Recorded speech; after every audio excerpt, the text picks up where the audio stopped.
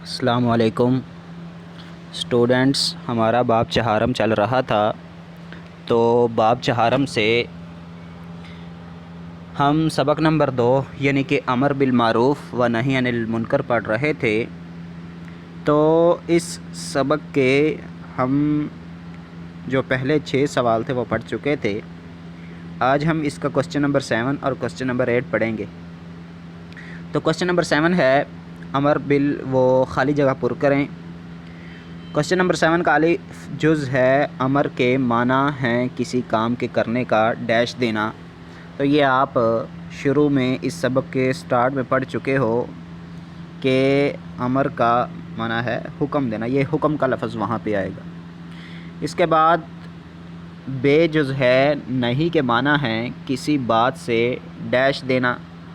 تو یہاں پہ یہ بھی آپ پڑھ چکے ہیں، نہیں کے معنی کسی بات سے روکنا۔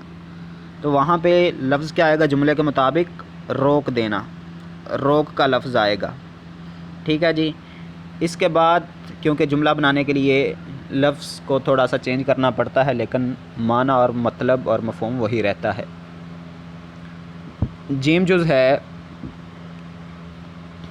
معروف وہ ہے جس سے آپ ڈیش ہوں اور اس سے اجنبیت محسوس نہ کریں۔ تو یہ بھی آپ یہاں پہ پڑھ چکے ہو، یہ ٹھیک ہے۔ اس سنٹینس کو پڑھو گے تو آپ کو پتہ چل جائے گا کہ یہاں پہ لفظ موافقت لکھا ہوا ہے جملے میں، لیکن وہاں پہ جملے کے لحاظ سے اسی لفظ کو تھوڑا سا چینج کر کے ہم لفظ لکھیں گے واقف ہوں۔ اسی طرح دال جز ہے منکر وہ ہے جو انسانی فطرت سے ڈیش نہ رکھتا ہو۔ تو یہ بھی آپ اسی پیج نمبر 49 پہ پڑھ چکے ہیں کہ یہ والا جملہ، اس کے برعکس منکر وہ ہے جو انسانی فطرت کے مطابق نہ ہو۔ تو مطابق کو ہم تھوڑا سا چینج کر کے جملے کے مطابق وہاں پہ لفظ لکھیں گے مطابقت نہ رکھتا ہو، مطابقت لفظ لکھیں گے یہاں پہ۔ اس کے بعد ہے جز ہے امت مسلمہ پر ڈیش فرض قرار دیا گیا ہے۔ تو یہاں پہ آپ اسی پیج پہ یہ پڑھ چکے ہیں، امر بالمعروف اور نہی عن المنکر امت مسلمہ پر فرض قرار دیا گیا ہے۔ تو وہاں پہ خالی جگہ میں کیا آئے گا؟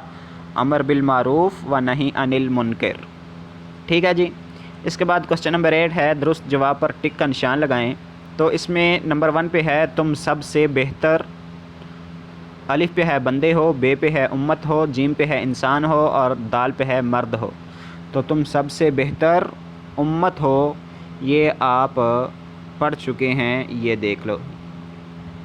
اس کے بعد نمبر 2 پہ ہے دین کے بارے میں اجازت نہیں، الف پہ ہے جبر کی، بے پہ ہے عمل کی، جیم پہ ہے تبلیغ کی، دال پہ ہے نصیحت کی۔ تو آپ پڑھ چکے ہو پیچھے دین کے بارے میں جبر کی اجازت نہیں، تو یہاں پہ الف جو اس کا جو ہوگا وہ ٹھیک ہوگا۔ نمبر 3 پہ ہے دل میں ہونا چاہیے انسانیت کی بھلائی کا، الف پہ ہے جذبہ، بے پہ ہے نعرہ، جیم پہ ہے دعویٰ اور دال پہ ہے خیال۔ تو آپ یہ الف والا جو آپشن ہے یہ درست ہے، جذبہ۔ نمبر 4 پہ ہے نیکی کی طرف بلانے کے لیے قرآن نے لفظ استعمال کیا ہے، الف پہ ہے ذکرہ، بے پہ ہے صوم، جیم پہ ہے صلاۃ، دال پہ ہے زکوٰۃ۔